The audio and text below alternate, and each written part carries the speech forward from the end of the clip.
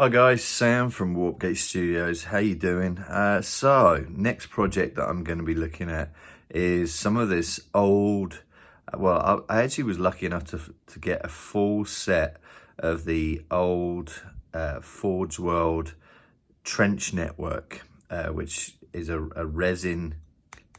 cast resin piece, and there's tons of different shapes to build a trench network, and it's super good. Got some good detailing, some always skulls on here, and I really wanted to get more of it. I wanted to be able to do a board full of trenches and placements and stuff like that.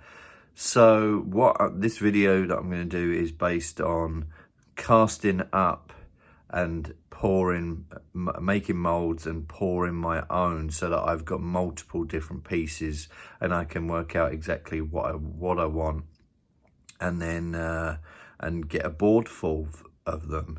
So to start with, what I'm going to do is I'm going to look this, as I said, this is painted. I purchased this painted, and that's fine. The paint's not going to be an issue with the mold. You can probably tell that there's been a couple of patches on here that were chipped, because it's resin, so it's going to be a little bit fragile. So I patched it up with a little bit of green stuff, and just to patch it up so that I've got a clean model to mold with. And the first thing I'm going to do is actually make a mold box for this. So what I'm going to need to do is get some foam core board, which is this sort of stuff.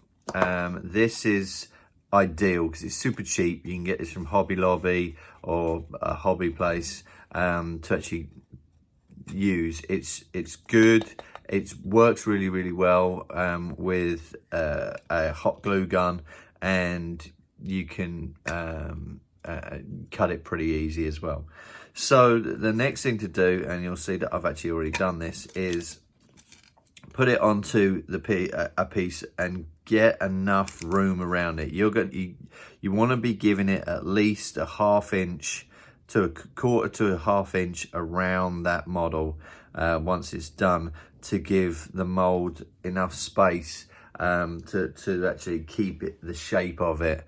Anything thinner just doesn't work, and it just wobbles around and you get shitty product at the end of the day. So so this is really where I'm at the moment. And then what you need to do to start with, because the mold is going to be basically this. This is what you're going to be pouring into, and then this is going to be the top.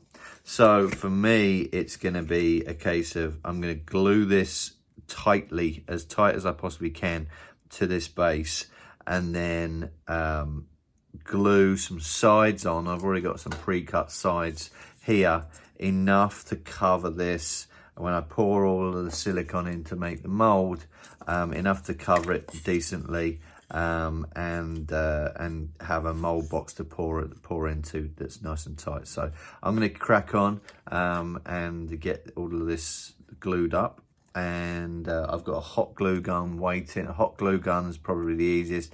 PVA and those sorts of things, and super glue just doesn't give that seal. You need it to be watertight seal in here when you're pouring the silicone in, because otherwise silicone is going to go everywhere. So we're going to make this watertight. We're going to glue this down, make sure that all of this is nice and tight on the bottom.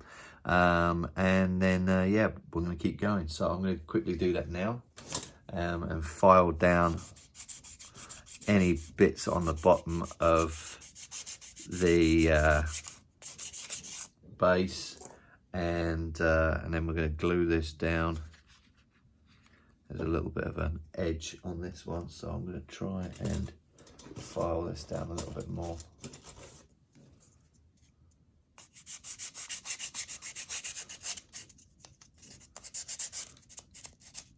Maybe we'll actually get a knife to it and chip it off.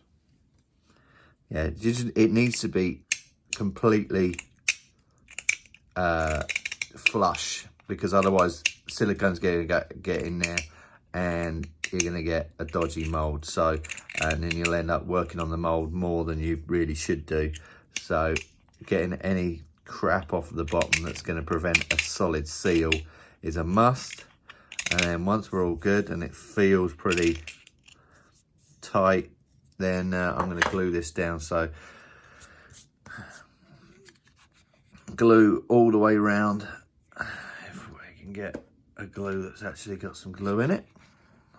This time I actually have more than one glue, and we're going to just put a ring of glue all the way around this mold to trap it in and get it looking good. As you can see, I drew round it to make sure that I'm always going to be placing this in the center. And then you want to be measuring out pieces of card that pretty much go to each point. And you'll see down here, there's a line. That's all going to be covered with the hot glue gun. Okay, so I've got the hot glue gun ready to go. And what we want to do is we want to create a seal on here that gives it really, really watertight adhesion. And we're going to get this stuck on. And you'll see down here on this, it dries pretty quick. And what I do is I just get a little tool and just smush this into that crevice so that we got a watertight seal around the mold. And it will be good to go when we start getting everything else out. I'm just going to make sure all of the sides that I've got are good to go, and then we're just going to put some down the corner here. You don't need to be the neatest. This is just really to build a mold, and the main thing for this is making it watertight and that the mold is deep enough so that everything is good to go when you pour in that silicone. And I love to put a little bit extra in the corners.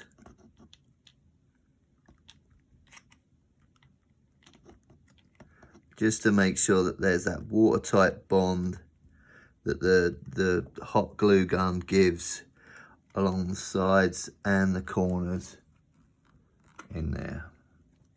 There's a lot of tassels and bits, like stringy bits that come off the hot glue gun. But if you can get through that, just make sure they're not on the model when you're casting it, because otherwise they'll replicate on the model. And I'm just going to turn this around while I'm finishing off this mold box. And you see that there's a big gap down this side on this corner. That's fine. We're just going to fill it with hot glue. That hot glue gun, nice big layer there, is going to give us a really, really good natural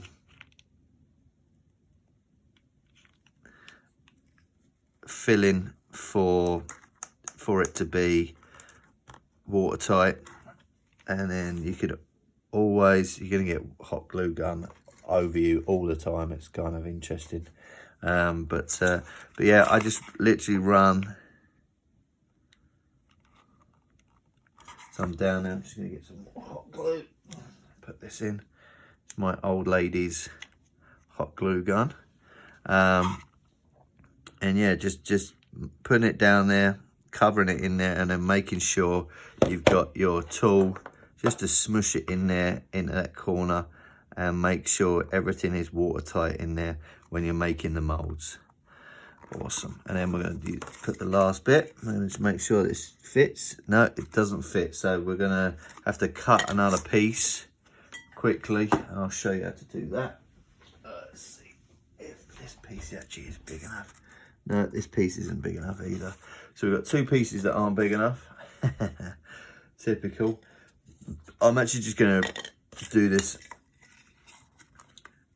and then block it up with a little bit on the corner, I think, on here, and call that good.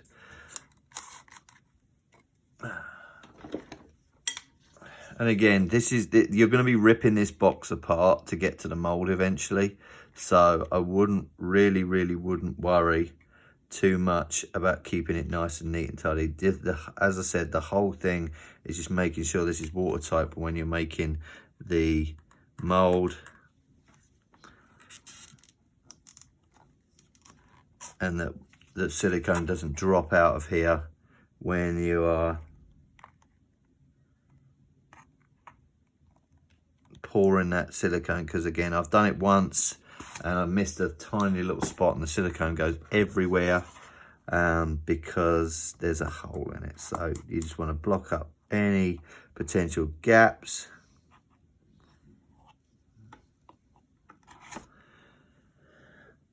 And the hot glue gun dries pretty quick, so it's decent when you are. Just got to make sure that I'm covering this part nicely, and I'm just going to cut this quick.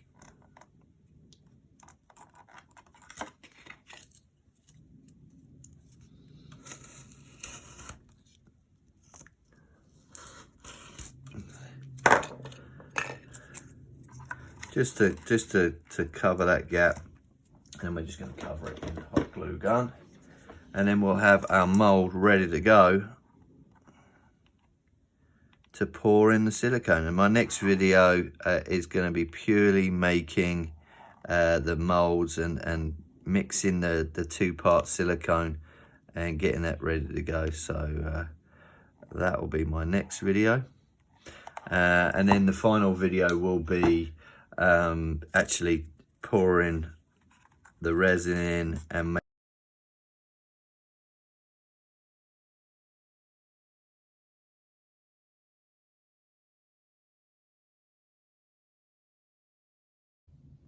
so there we have it. There is the final finished mold box for this mold. As I said, you want to limit, you don't want them too big so that you run out of silicone quick, but that's that one. I have got some more that I've done just to show you kind of different shapes of mold boxes. This is another corner piece mold box that I've got ready to go, and there's 3 more that I've got that are in the set. Another kind of corner piece one that's there, a nice big kind of opening type one that's there, and the last one is just a straight line. So I'm going to get these ready to pour some silicone into. I'm kind of debating whether I've actually got enough at the moment. There is some math to do to calculate if I've got enough silicone to pour into these, so we shall see. And I will do a next video on pouring the silicone into these mold boxes. So I hope that's been of help if you're thinking of pouring your own molds and casting up your own stuff. So check back in for the next video on